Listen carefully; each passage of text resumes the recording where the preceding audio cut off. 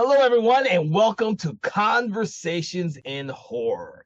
I am your host, Kevin L. Powers. I'm also the festival director and program director of Something Wicked Film Festival and Events. Welcome to the show today.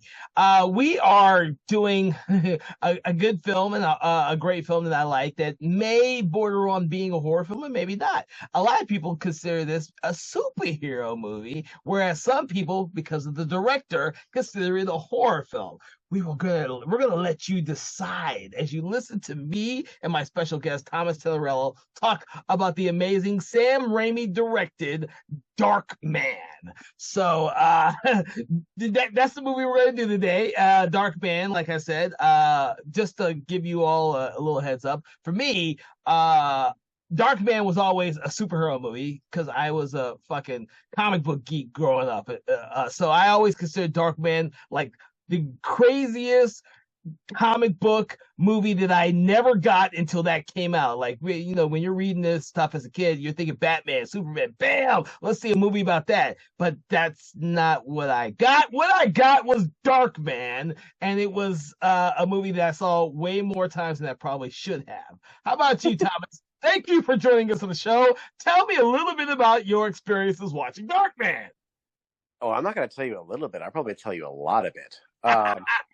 Well, thank you for having me on the show again. It's been a long time coming for this movie, and I am here for it. So, Darkman. I think I've been trying to rack my brain trying to figure out when was the first time that I saw this, and I cannot remember a single incident, but I can remember it's almost like it was always there. I'd always seen it. But I do remember, now that I think about it, that I remember previously I told you about how my mom would take like random triple features and put them together on VHSs that she pirated off of HBO and such. Well, this was one of those. In fact, I'm pretty sure Darkman was on a triple feature with Monster Squad and something else. Maybe it might have been The Last Unicorn. I'm not sure. Oh my God. That's a triple feature nobody wanted. But I don't think, but I'm pretty sure I never rented it because I do not have that tactile memory of the VHS cover in my hand with that poster, which, by the way, is one of the most iconic posters in movie history. Yeah.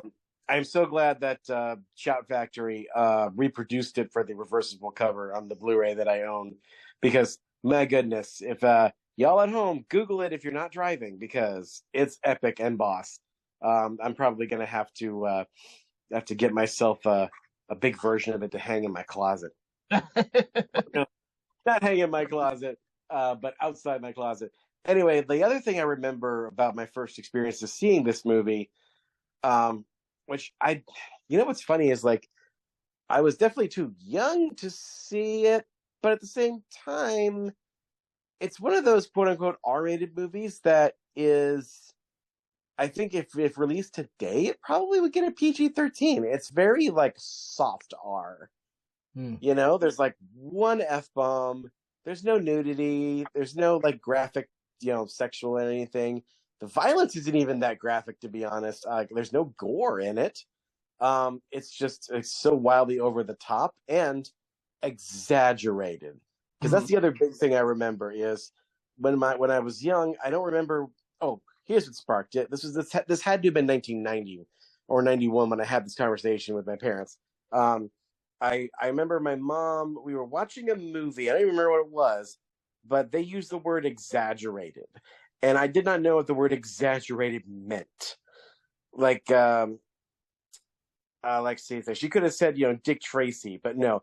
He said the example she used was twofold. She said, kind of like the Dolph Lundgren Punisher. The violence in that is exaggerated. It's more than what it would be in real life. The other example she used was Darkman. He's like, his face is like burned in such a way that's like exaggerated. It's over. It's more than what would realistically be there. Although I would, if anybody's out there who's listening is a medical doctor and has seen his face burned at the end of the movie, write in and tell us if that is in fact an accurate depiction of what a burn victim in that particular instance really does look like. But anyway, this movie was seen along with was to my parents apparently, along with the Dolph Lundgren Punisher, was exactly the standard of what an exaggerated thing is. Mm-hmm. And I think they're right in a sense, because like this movie is kind of set in a world of just arch everything almost. I mean, explosions can happen and you can survive it. Doctors routinely play, crazy medical experiments with on John Does they just find in the middle of the street. Corporate sleazeballs can use giant nail guns that shoot big bolts through the air like they're bullets, which is not at all how they work. Gangsters with one wooden leg, can take off their leg, and it's an Uzi that fires 1,000,000 bullets. So yeah, I would say this is definitely an exaggerated and over the top, a comic book-ish movie, even though it's not particularly based on any one comic book. No, and that's the thing about the movie is before the craze of comic books came out with Batman, which was just released a year before, this movie was like that with a comic book movie before anyone thought about comic book movies being profitable again. Because with Tim Burton's Batman, that was not a film designed to make any money. No one at the time that was made, it was a big, huge fucking gamble. There was no trends that had been set. This coming out a year later, it's R-rated. There is still no excuse me. There are still no trends being set by comic book movies because no one is banking on comic book movies being huge. Of course, we all know now Batman was bigger than anyone expected and became a huge fucking hit.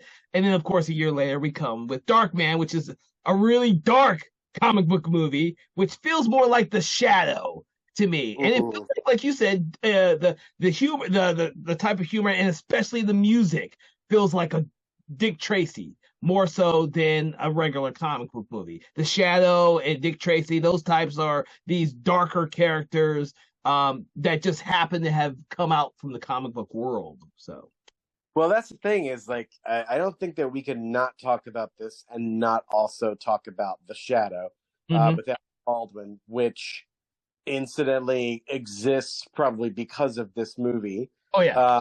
And also this movie exists because of that movie. They're interconnected. Incidentally, the Alec Baldwin The Shadow was the very first movie I ever saw by myself in a theater, because it was PG-13 and I wanted to see it, and I just turned 13. So mom let me watch The Shadow by myself and dropped me off at AMC Theater. And so that movie was the first movie I ever watched by myself in a movie theater. So it will always be slightly special because of that. But it's special for Sam Raimi because Sam Raimi had always wanted to do a version of The Shadow. And apparently he had a pitch package together and everything with his, co-writer Scott Spiegel, and did work on Evil Dead 2. And this must have been right around before he went and did Crime Wave with the Coens, because he didn't have that bomb in his rear view. But he put forth the idea of The Shadow to the studios, and if it looked anything like Darkman, I could see why they probably said, no. Yes. So he said, well, screw you guys, I'm going home. So he did Crime Wave, and then to recover from Crime Wave, he did Evil Dead 2. And then eventually, he's just like, the studio's like, so you still have anything? He's like, I have my own version of The Shadow, call it Darkman. And like, okay, yeah, let's do that, because you made a lot of money with Evil Dead 2. So yeah. So that's kind of like a little lesson for all y'all out there. If you have screenwriters, if you have an IP that you don't own, but you have a really great, strong take on it, just go ahead and change it a little bit. Change it so much to the point where it's something original. I mean, just recently it's been done this way, like Abigail, the new vampire movie from Radio Silence that just came out this weekend. That was supposed to be an adaptation of Dracula's Daughter, Mhm. the movie, and they decided to change it just enough to make it something original, and the studio let them. So God bless Universal for that, because we need more original horror IP these days, and Radio Silence has done it. And from what I understand, Abigail is a blast. So let's go out there and check it out if you can, guys. So But go so ahead. like he does so, and it's funny too. Like Universal liked this pitch enough. They're like, okay, we'll give you 50 million, something like that, and bam. So yeah, I know this might. Wait a minute. What? I got something.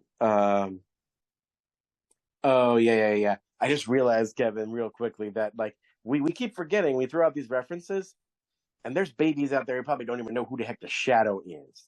Yeah, well, that's So the whole thing is the Shadow comes out in 94, I believe, and that is after this movie and Batman and even Dick Tracy, which came out the same year as Darkman, all come out, and these are all highly stylized movies. Like these aren't your typical superhero movies. These aren't like what you saw with the original Superman movies. These are highly stylized movies. Tim Burton, oh yeah. highly stylized. It was, and of course, Warren Beatty directed Dick Tracy, which is highly stylized, and this is, and like you said, realistic. Um, Yeah, like uh, I think actually what I meant to say was is like how the Shadow is it kind of comes from the pulp yeah, mystery comic sort of mystery novel tradition, mhm. film noir, which of course is the respectable cousin of horror. It was kind of the domain of the Shadow in the sense that actually the show started off on the radio as kind of like a horror anthology, and the Shadow was the host. But everyone was so curious about who the Shadow is that they wanted a show about him. So they created that character, and he was basically just like a guy with a hat and a coat, and he ran around beating up bad guys. And in later versions, he had powers like he could turn himself into a shadow and all that. Later on, though, you get um, a character from Marvel Comics. No, not Marvel, DC, called the Unknown Soldier, Mhm. who I could swear Sam Raimi had to have taken something from him, because the Unknown Soldier is like a soldier who got burned so bad that he has no identity anymore. So he's got bandages wrapped around his head all the time. Sound familiar? And he can assume the identity of anybody. Sound familiar? And but he can't keep his disguise on forever because his skin starts to itch and he just can't stand it anymore. So he rips off the mask and his cover is blown. So in this movie, he's got a medical reason why he can't keep the mask on, because in the light, the mask only lasts about an hour and a half, and Mhm. then it melts. So sound familiar?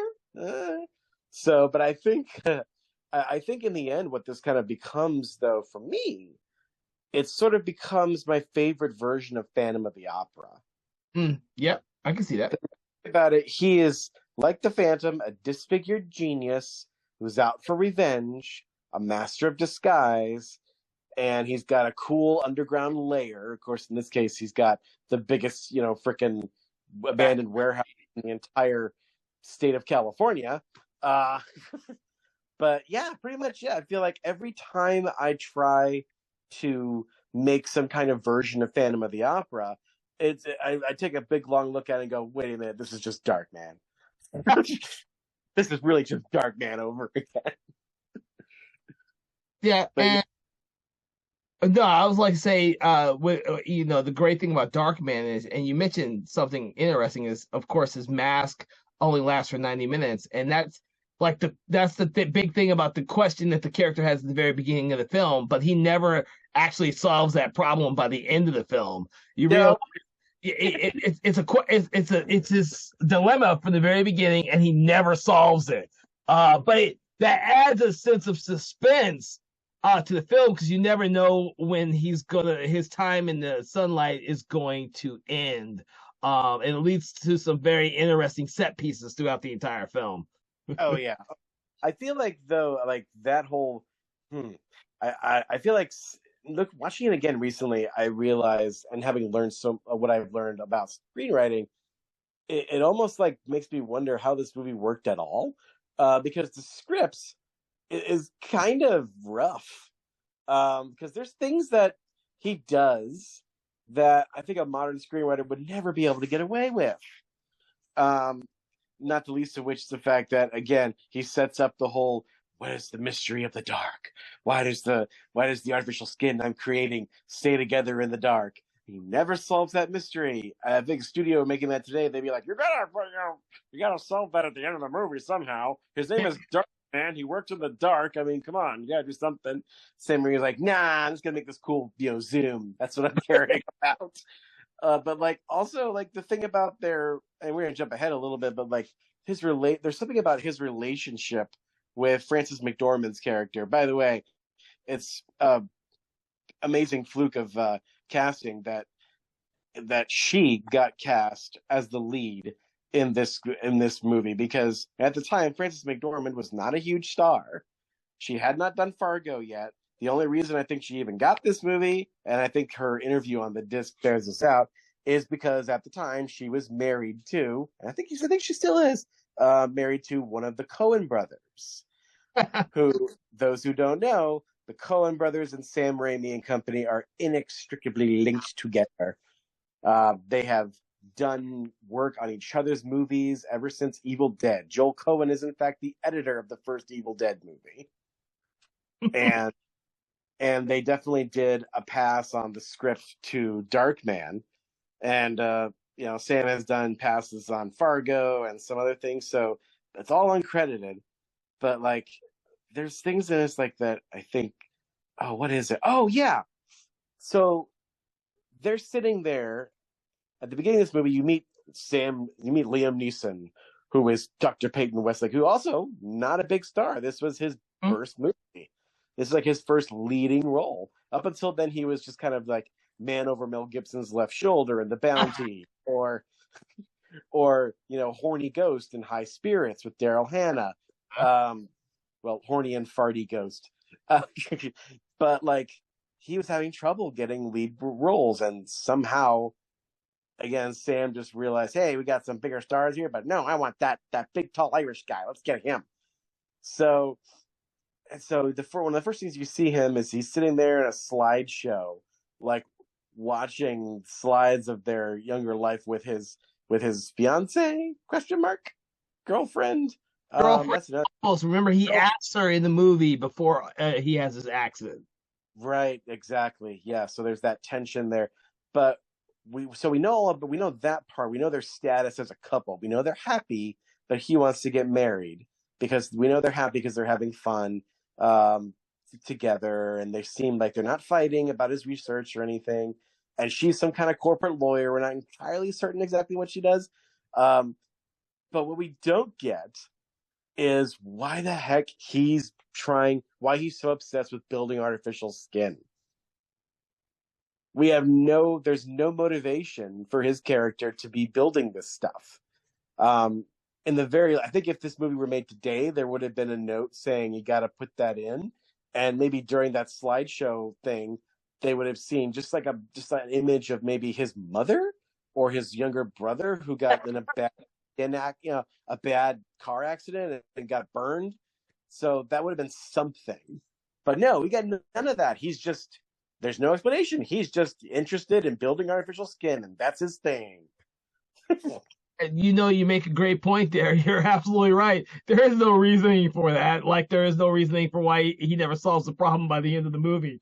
And you're right. Yeah, you're right. A modern day studio guy would probably say, "Yeah, we gotta fix these issues here. These are plot holes." And for the audience, they're not really plot holes. To be honest with you, it doesn't take away or add anything to the film itself to know the answer to these questions at all. It just opens the possibilities for a sequel.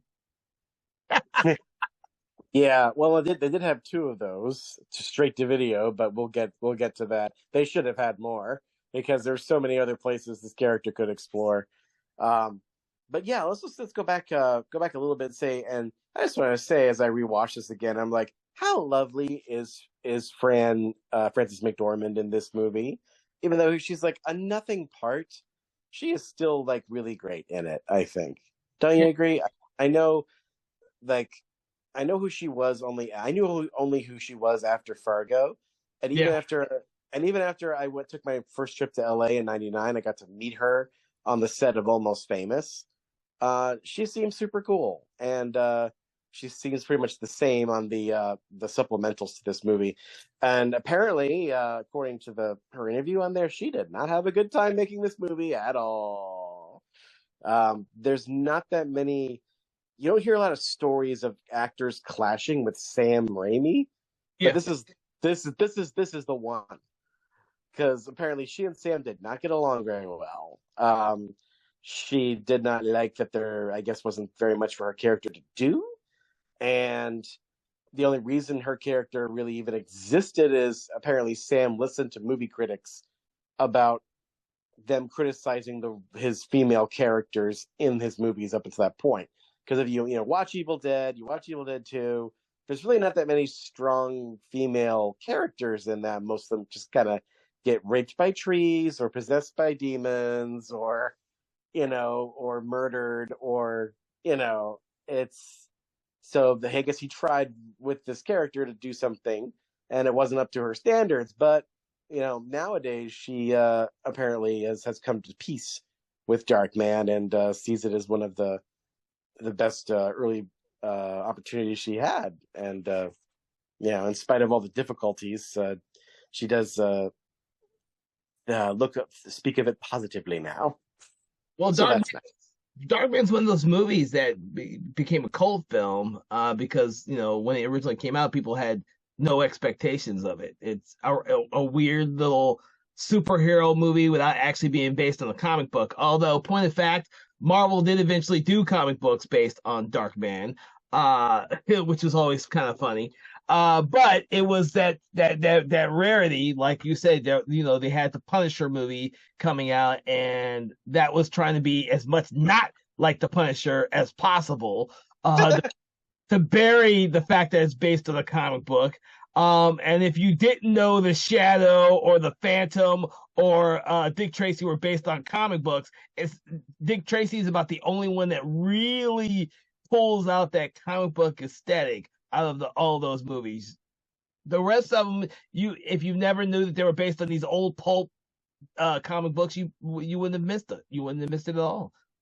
So Yeah, that's actually something that apparently Frances McDormand pushed back on with Sam during the productions because like she didn't understand the tone he was going for. Um, because and I guess it's kind of hard to explain that like he said one of the things that kind of boggled her was how like people in this movie just seem to be slightly invincible, and that's kind of until it's time for them to actually die, because like I mean obviously Peyton Westlake should have been dead a million times over, but like even everybody else who gets like everybody is like a cartoon character. They get punched, they get drops, they get impaled, they get shot, and just like they just bounce back. They just bounce back. He's okay.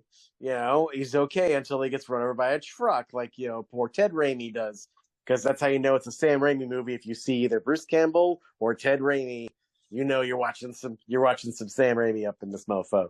yeah, but the way Ted Raimi dies is so much like a comic book and so like the tone of his Three Stooges love affair that you couldn't help but laugh. Oh yeah, I mean it was still slightly disturbing to me because I don't know. I guess some little tiny part of me kind of felt sorry for Rick because I was also a little nerdy nerd. Um, And he's the first one that dies. and he's the first one who dies. Exactly. Uh, I mean, for those of y'all who are unlucky enough to not see who haven't seen this masterpiece, we Ted is part of this cadre of criminals who gets sent. By the way, I think this is probably part of what the Coen brothers added to this movie is the whole corporate espionage plot, because that sounds kind of Hudsucker Proxy-ish. I think. You know what? You're absolutely right about that. It does.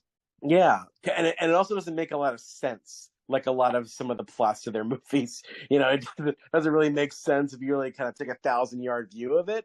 But when you're up in there, like this whole thing is apparently hinges on Frances McDormand is trying to, or Julie is trying to take down this evil Tony Stark character named Strack, who is building a new city, and he's in league with the mob.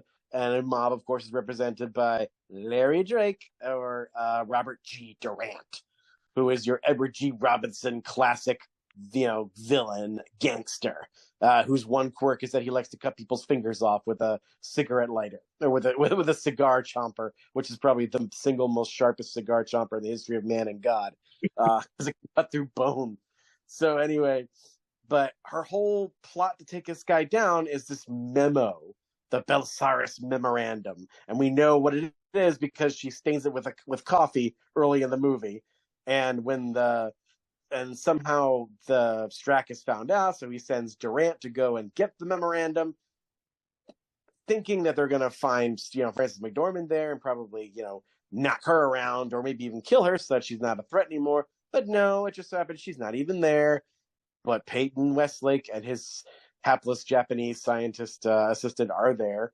And so, of course, being good gangsters, they just, kill the people who are there and take the memo with them. But they decide to just shoot the poor lab assistant, but they decide to torture and electrocute and burn Peyton because why not? And that's how and of course, then they basically turn the whole place into a bomb and leave with some gas. And this cute little bird, which I had no idea what that thing even was, but it was called a dipping bird, and it's basically a form of it's a form of it's sort of like a perpetual motion machine, but it's not. But this little dipping bird sets the timer off and opens up the gas, and that's what blows him up. And somehow he survives and doesn't drown in the lake when he gets thrown. And that is how we got ourselves on this journey with Darkman, where he is burned almost all over his body. And the next time we see him, he's all wrapped up like a mummy in a hospital, which, by the way, that hospital scene is probably where we put all of our cameos in one thing. Because apparently, I put down everybody I see. John Landis is one of the guys. Oh, Ivan Raimi, who is Sam's older brother, who is a doctor. So he had some input in this medical stuff. So most of this is probably medically accurate. I'm pretty sure that not being able to feel pain doesn't turn you into super adrenaline man, but everything else I think is pretty good. Yep, and of course the nurse is from American Werewolf in London. I can't remember her name. The lovely Jenny Argutter. Thank you. I couldn't remember her name to save my life. Oh, but yeah. Yeah, so she violates all kinds of medical like HIPAA laws by using this poor random John Doe in her experiment on pain blocking, and just sticks him with a needle to prove her point. Yeah. And he can't even feel it.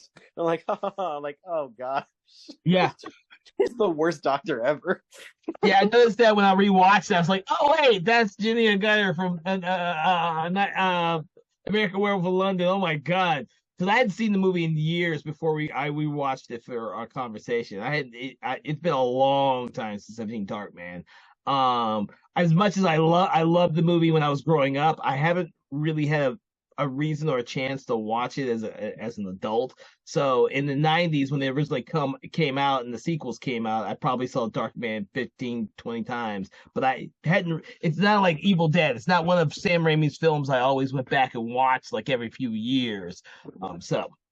Yeah, I mean, it's actually, you probably have seen, and this goes to the audience that well, you probably seen snippets of this movie more times than you know, because they did use little bits of flashes of this movie during the Spider-Man transformation in the first Spider-Man movie. Yeah. specifically during that first time where he's changing, you'll see.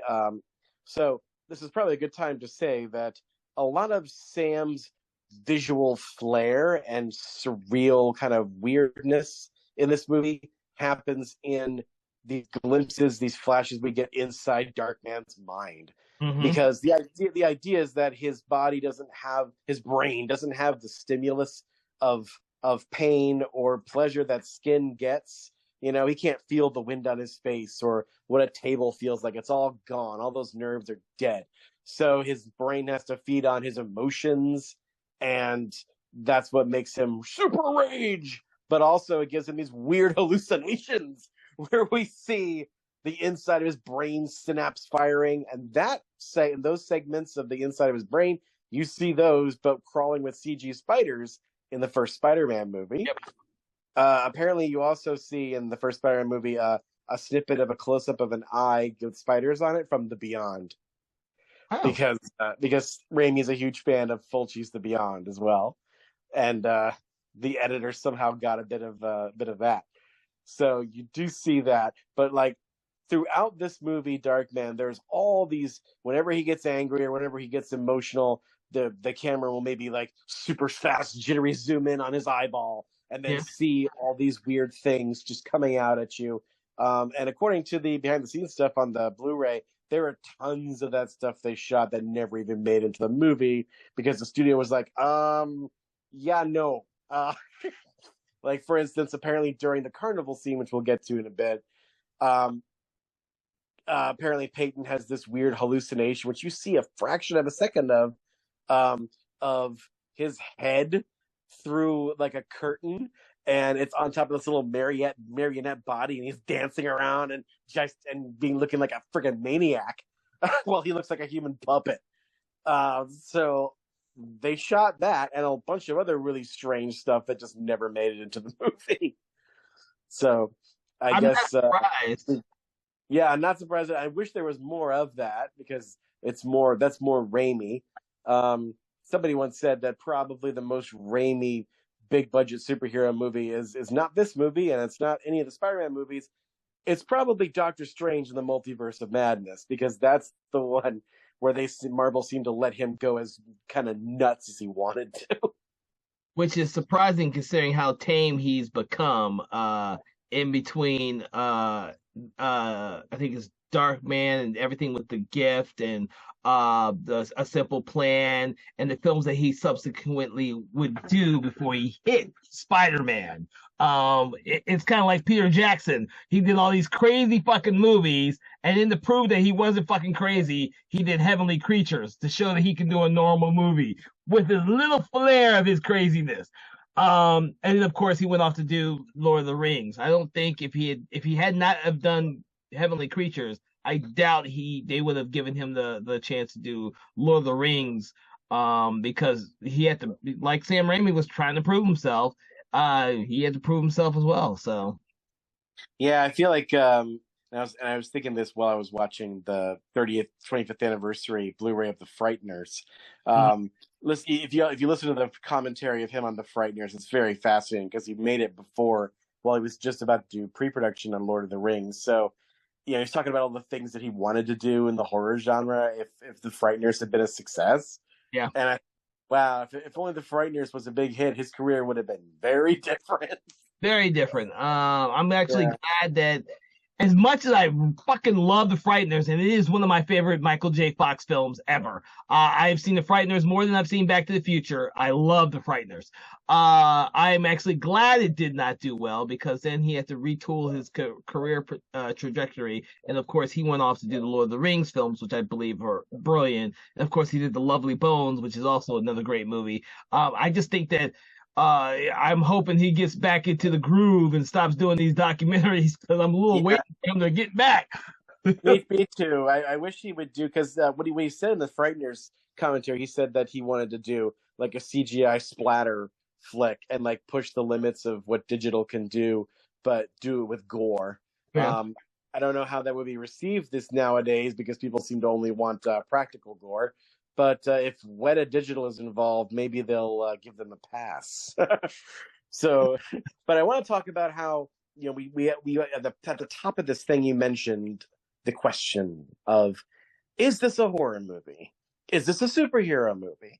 And I would say it's both, but I think really if you break it down, it is more of a horror movie than a superhero movie. In fact, because it's a universal movie, I think this kind of makes the case that Darkman is a universal monster. I will say that if Universal had not made it, I don't think any other studio would have bothered.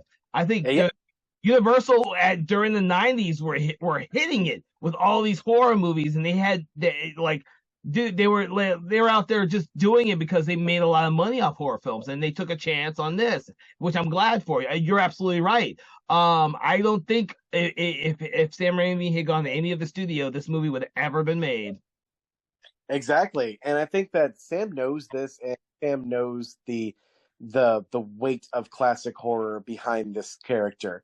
I mean, first of all, you've got in his first form, he basically looks like a mummy, and he shambles around after first of all, I find it hilarious that he somehow escapes from like the 15th floor window of this hospital, and nobody bothers to try to find him. Like, I mean, you'd think he'd be easy to find. All you have to do is, all right, let's put on an APB for a 6 foot mummy. You'd find him pretty soon. But like, he gets down and it's raining, and he finds a coat and a hat, which, according to the guys on the supplementals, is supposed to be the coat and the hat of an actor who played the Phantom of the Opera in like an old production of Phantom. So there's that already, that he had that Phantom of the Opera connection there already. But he's in this coat and he's in this outfit, but he's still bandaged up. And for whatever reason, he hasn't figured out how to talk again. So he sees Julie on the street, and we have a classic monster kind of moment where he's trying to talk to her, and all he can do is just be like, and that's pure Frankenstein. That moment. I mean, he's a lumbering Frankenstein, a creation of science, But yeah, a man with no face who cannot feel pain. yeah, And but you bring up a great point. He is a Frankenstein monster. He's someone who's been experimented on by fucking doctors trying to further their own careers with new technology. You bring up some great points now. yeah, you think about it, he is like almost every universal monster all rolled into one, except for the creature from the Black Lagoon. Because in a way, he's also the Invisible Man because nobody sees him. So what he sees him. He can appear and disappear at will, and he's kind of Dracula in the sense he's got the big cape, and he only can, and the sunlight can melt his skin. Wow, that is a fucking insight there. You are absolutely right. And he tries to befriend a cat when he goes to his secret lair, and the cat's like meow, and he's like bastard, because like animals apparently don't take kindly to monsters for the most part. You never see Frankenstein have a pet kitty or anything. But yeah, so he's definitely like every universal monster all rolled in one. By the way, I also kind of love Raimi's 2001 reference where he lights up. He's got all his stuff, and he calls his abandoned warehouse home. And he takes a little thing of rolled up newspaper and lights it and throws it. And we follow this thing, this flaming torch rolling through the air, kind of like the bone gets thrown in the air through 2001: A Space Odyssey, and then goes into this big furnace and lights it up. So yeah, I mean, it's subtle, but knowing Sam Raimi, I'm sure that was meant to be a 2001 reference. Yep. But how cool is it though that he is able to, well, first of all, somehow all of his lab equipment from the laboratory explosion still works. It's scorched, but it still works. And he basically is creating what we would call today a 3D printer. Yes. If you think about it, this super advanced 1990 technology is really just 3D printing. And he tries to rebuild his own face, but he can't because part of the photo that he uses for reference to it is burned off. By the way, how amazing is it that this computer from 1990 is able to make a 3D image from a 2D image? I don't think you could do that very readily. I think that honestly, forget the whole like skin, artificial skin thing. He could have gone to freaking MIT with that and probably gotten enough funding for or a million artificial skins for freaking that's one thing that bothers me sometimes about screenwriting is that screenwriters, we get this really cool science fiction idea, but then we realize, wait a minute, if you could do that, then you could also do this thing, which is actually a lot cooler. But like, he can take this tech, creates a 3D model, and he thinks he's so clever when he's typing it, and he's like, clever, quadrants, yes, and just types it in, and basically not only does it make a 3D image of his Liam Neeson head, but it reconstructs that part of his face that is disappeared by basically photoshopping. Mm-hmm. So not only, he just takes like the pixels from the one side of his face and puts it on the other, which, that would work, I guess. But I do think it's funny that it takes like 5,000 hours for it to make that one face. Clearly his machine gets a lot better at it because he makes a lot more fake faces, and even fake faces that have tattoos in them. With his face, it was missing pieces, and it had to create it. Whereas the other people, he has a lot of photos for the reference. So I think that's why it takes so long for that one. It doesn't really make sense when it maybe makes a little sense, but when you start thinking about it too much. Yeah. Another thing I think is really cool, as far as the effects in this movie, that I never noticed until I watched it this last time. So his bandages kind of start to slowly fall off, and it also becomes pretty apparent as you watch the movie that he's having to change his bandages because he gets new ones towards the end of the movie. But like, they start to fall off on his hands, and there's this amazing scene where he burns the bandages off and takes them off and sees what his hands actually looks like and realizes that he can't feel them, and they're just like skeletons basically. And he has this big scene where he goes, "They took my hands. They took my hands." I don't know, and the camera pulls back, and you get feel the loneliness of him. I don't know what it is, but that scene gets me emotionally every time.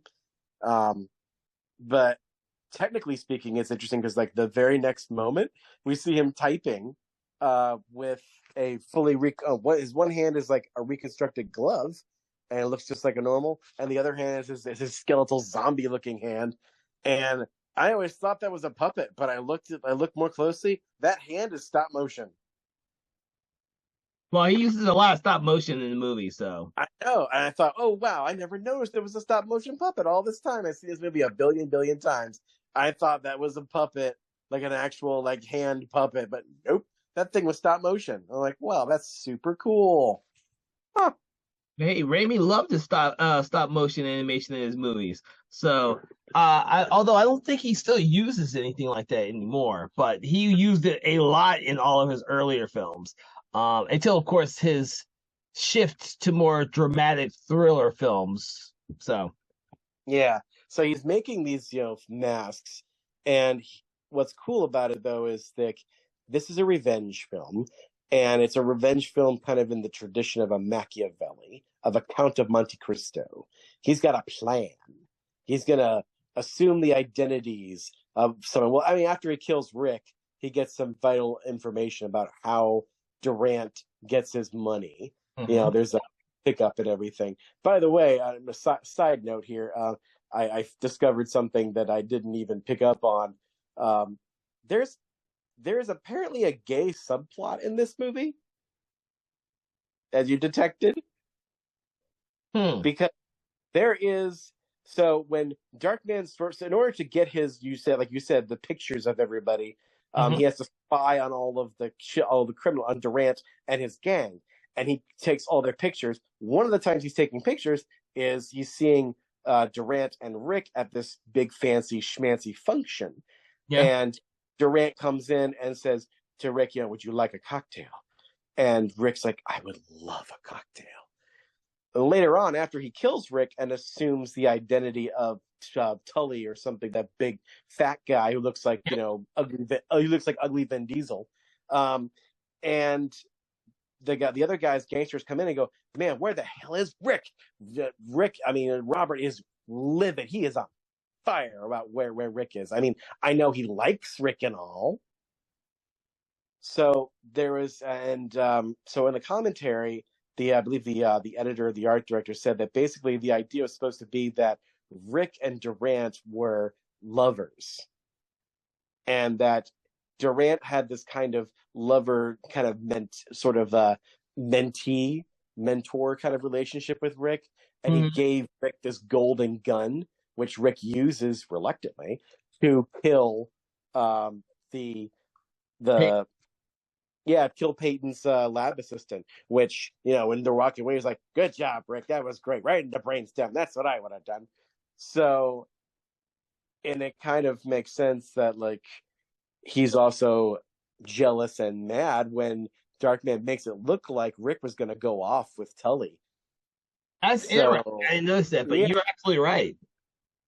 So, and actually, it's kind of a missed opportunity if that is the case, because if that's the case, then it would have made Durant have like a personal vendetta against Darkman when he finds out later that no, he killed Rick and also made him think that Rick ran off with another man. So he should have been recklessly trying to, annihilate him and get his revenge on Darkman for killing his Rick. But he doesn't really lean into that as much as I think they probably should have, because that's stakes. That's emotional stakes. He could have exploited that more dramatically, but they didn't. But nevertheless, I think that warrants a rewatch of the second film, just to see how much the character changes, because that's actually a great point that you make about Durant, and seeing how much he goes after Darkman in the second film. So I actually now need to watch the second film, because you bring up a very interesting point.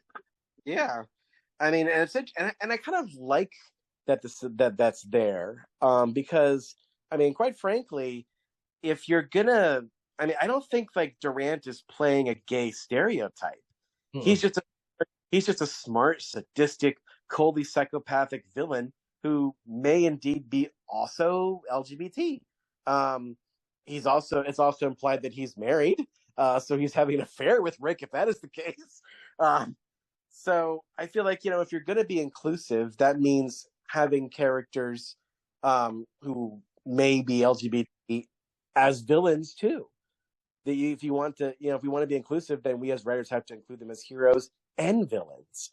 And you could do worse than Robert G. Durant, because he's a great villain. He is. Larry Drake played the hell out of that character, I have to admit. Oh yeah, he was coming hot off of L.A. Law, which his big thing was he was playing a mentally challenged. Maybe that character's a bit of a stereotype, but he was playing a mentally challenged character who I guess was very much beloved on L.A. Law. And they gave him this part, and I think the only reason why he got this part, aside from the fact that he really wanted to play him, is that Larry Drake just has one of those faces where it looks like he's made of putty. Like his nose, his eyes, everything. He just looks like his face is just kind of half made. Well, he also did Dr. Giggles too, so. Yes, that's right. I can't remember when Dr. Giggles was released, but yeah, I know it was in the 90s at some point. So and also, so I'm reminded as I'm remembering the scene where Darkman starts his plan of revenge and gets them to think that Rick ran off with the money they stole. He basically stole, which I guess Darkman took that money and used it for his lab. Now that I think about it. Because where is he going to get the money for all that equipment to maintain it and all that, and groceries? We didn't even think about that. But after he does that and gets Durant to basically kill his own henchman, I still wonder, even as I watch it again, what exactly was Darkman's plan? Because later on, he pretends to be Durant, and as Durant goes to some high level meeting with some Chinese triad guys, I guess, Mm-hmm. and intimidates them with his no pain on the hand thing, to give them more money, to give Durant's organization more money. And then I guess he was going to leave. So, like, I'm not sure what he was planning to do there. Like, was he trying to piss off the triads so that they would kill Durant? I think you're thinking too much into the movie. I mean, but that's the thing, though. That's the thing about revenge plots. There has to be like some intricacy to it. There has to be something that makes sense. But I mean, granted, they kind of discover him before he can do anything further with that mechanization. But it still caused me to wonder, like, what was Darkman's plan? Because your thing is you can turn yourself into any of these guys, and also apparently Darkman is like the greatest vocal mimic in the world. Yeah. So that was a hidden talent he didn't know he had, I guess. But yeah, I mean, it's a fun sequence where, because Durant finds out, and then you have the two Durants. Which one is he? And the henchman's like, I don't know which one I shoot. And then he just smacks him. Then they do it. It's also great. By the way, also cool thing, if you look carefully, especially in the Blu-ray, you look carefully anytime Darkman has the artificial skin on, and if he's standing next to the person that he's pretending to be, you can tell the difference, because Darkman's skin looks a little waxy. Like, the makeup is so subtle, but it is there. You can tell who's Dark. And you can definitely tell when we have the carnival scene in this movie, which is like basically the first date when he reveals himself to Frances McDormand, and she's like, "Oh, we gotta basically restart our relationship." And but he's giving her this kind of spiel about, "Oh, I have to be back at the doctor. I have to be back at the doctor. I'm not cured yet." So he thinks she's doing some kind of therapy, but he's vague about it. But although, now that I think about it, isn't it kind of stupid that he's having these dates with her in the middle of the day? Why can't he just go out with her at night when his mask will last longer than 90 minutes? But I don't know. I guess being burned to hell and like driven mad by rage doesn't make you think very, very effective. To think very effectively about things like that. But anyway, so he takes her to a carnival in the middle of the heat of the day, and they're going around, and it's the most Raimi-esque, I think, of all the sequences, because it's all about faces. It's all about the maniacal laughing faces of every human that he sees, with faces that he does not have. And it just gets, and the editing just gets bigger and bigger and bigger. And he gets to a point where he's like, I know what I'm going to do. I'm going to get you that elephant. I'm going to get you the biggest pink elephant that's ever been. So he goes and does one of those stupid carny games where he's trying to throw and get the elephant. He's also a little disturbed by the freak show that's going on in the corner. Step right up, everybody, and come see the mutant lizard boy witness this cruel act of science. And they show this kid who looks like a Seattle grunge singer with lizard face. And honestly, that's right. And honestly, the makeup on Lizard Boy is pretty amazing. And apparently, it's a makeup artist on the movie that's who's playing Lizard Boy. And I kind of wish that Lizard Boy had become Darkman's sidekick, because that would have been amazing. Darkman and Lizard Boy coming to see. Oh my God. He's not making Spy Kids here. We don't need. Oh, come on. Anyway, so it's like he hits the thing, but the carney's like, "Nah, you weren't behind the line." And it's like, "Yes, I was behind the line." Like, "Nah, you weren't, buddy. Beat it." give me my elephant. And then he just loses it. But because it's Sam Raimi, we see the world literally like there's like lightning bolts of fire coming into the side of the frame. There's over cranking, under cranking of the film until finally he just freaking loses his mind. And this poor Carney makes the biggest mistake by putting his two fingers in his chest. And then Darkman just takes his fingers, cracks them all the way back around, and this wonderful Sam Raimi zoom in on his face going, ah! Carney's face going, ah, in pain. And Florence McDormand's face going, ah, in terror.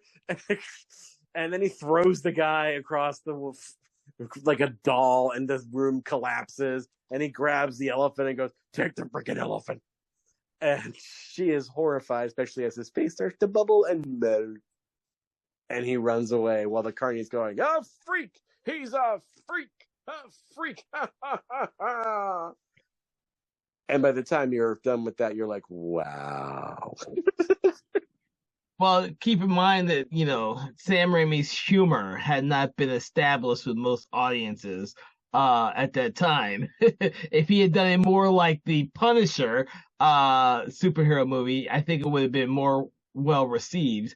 But still, his humor is something that had not been, I guess, us cult enthusiasts who loved Evil Dead are as a small audience compared to the audience that Universal was hoping would enjoy Darkman. Yeah, I feel like they underestimated just how much Raimi was willing to do to go far with his particular brand of film. Although I'm not sure if the Carney scene was particularly meant to be funny. I think it was meant to be just freaking insane. Mm-hmm. And I think he was I think that he was trying to kind of dive into the twisted brain that is Peyton Westlake. Although I think that we probably get the most inside his crazy, deranged brain in my favorite scene where he's alone and he's just frustrated with the skin, and he starts talking to the cat and saying, what are you looking at? Huh?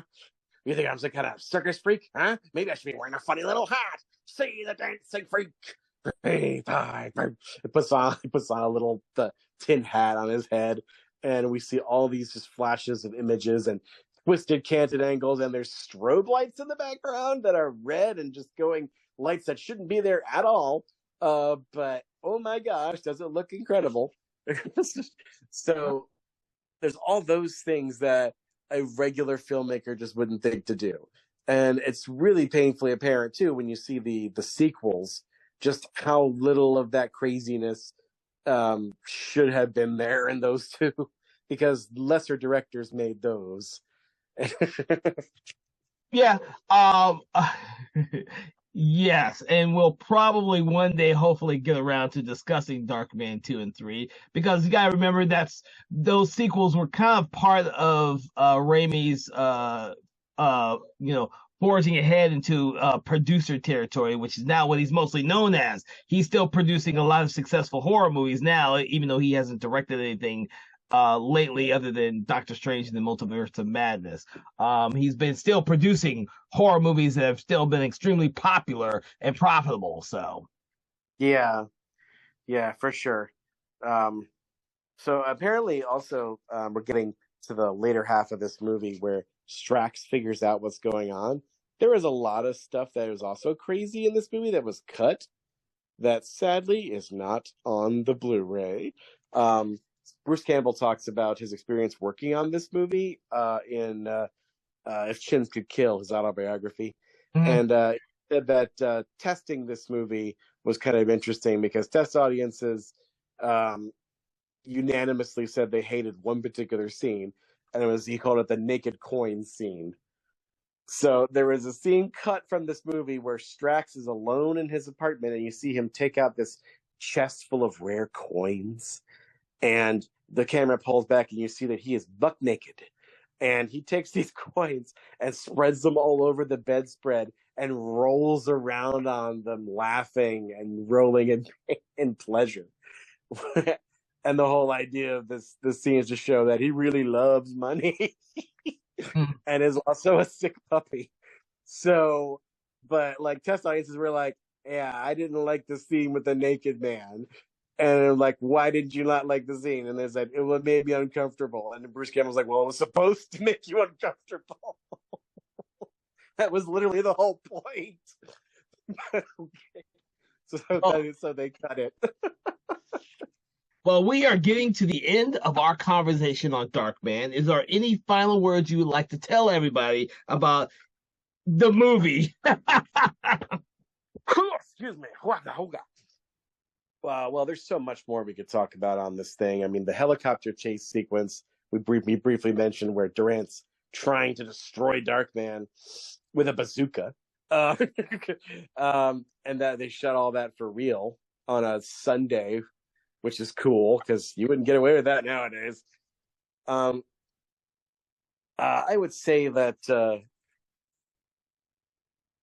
guess, like you said before, this movie still has staying power, probably because um, the character is so iconic and leans back to the universal horror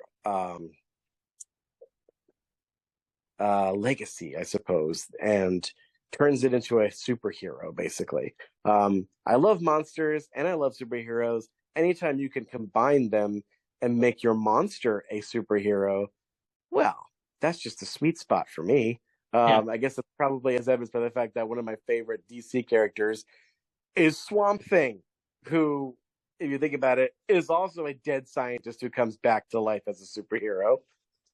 It's just he's a plant instead of a guy with bandages who can assume any identity. Um, and that aspect of Darkman's character, the fact that he could be anybody because he's no one, everywhere and nowhere, yeah. leaves open to the fact that if you did it again today, you didn't need Liam Neeson to come back, because the original plan was like each Darkman movie he'd be a different actor, and they were going to have it be Darkman 2 is going to be Bruce Campbell as Darkman. So like whenever, and it would make sense too that at the end of the movie, after he's killed Strax and saved Frances McDormand, he's like, Peyton is gone, and then he puts on the last mask, and voila, it's Bruce Campbell. So Very that would young Bruce Campbell, by the way. very young, handsome, prime Bruce Campbell. Man, can you imagine how cool it would have been if Darkman 2 was Bruce Campbell as Darkman? Yeah. Uh, it would have been great. But what's also great, what would have been great, is if Arnold Schwarzenegger had played Darkman, and the final scene where he's got Strax hanging over the edge and he's holding his foot, which, by the way, there's no real reason why he should be holding his foot, because there's no real motivation for him to do that. He should just let him fall. But instead, it becomes this kind of linchpin moment where, and that's the another thing I love about this movie, you ain't going to talk about it much, is how it doesn't homogenize the character. He does become a monster on the inside. Revenge does drive him to become this sadistic murderer, basically, and he knows it. And so Strax is telling him, "Hey, if you drop me, you'll regret it. You'll become like me, and then you'll not live with yourself." And in the original, he drops him and says, "I'm learning to live with a lot of things." But now I wonder if Schwarzenegger had said it, he might have said it kind of like this.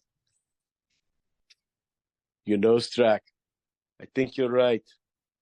I think you need a vacation from life. So Number two. there we go. I got two more of these, brother, and they're funny. I swear. Hey, Strack, I think your stock is falling. You better catch it. Number three. You know what, Strack? I hear they got a new opening for a new CEO in hell. I like the second one the most. Your stock is falling. You better catch it. I like that Yeah. one. That one's good. Are we gonna do our ratings for the movie? Because Absolutely. when it's just us, Absolutely. it's good that we do the ratings. Absolutely. I think the one object for me that defines this movie um is in the carnival scene when he's running away from Julie, and Julie's like, "Where'd he go? Where'd he go?" And she looks on the ground and sees the melted Liam Neeson face mask that just kind of disintegrates before her eyes. Because I feel like that melting face mask is like the center of Peyton's, the bane of his existence, that he can't get it to work past 90 minutes. But it's also the thing that he uses to assume the identity of anyone he wishes as Darkman. So for me, this movie is 3.5 melted faces out of 5. The script could have used a little bit more work.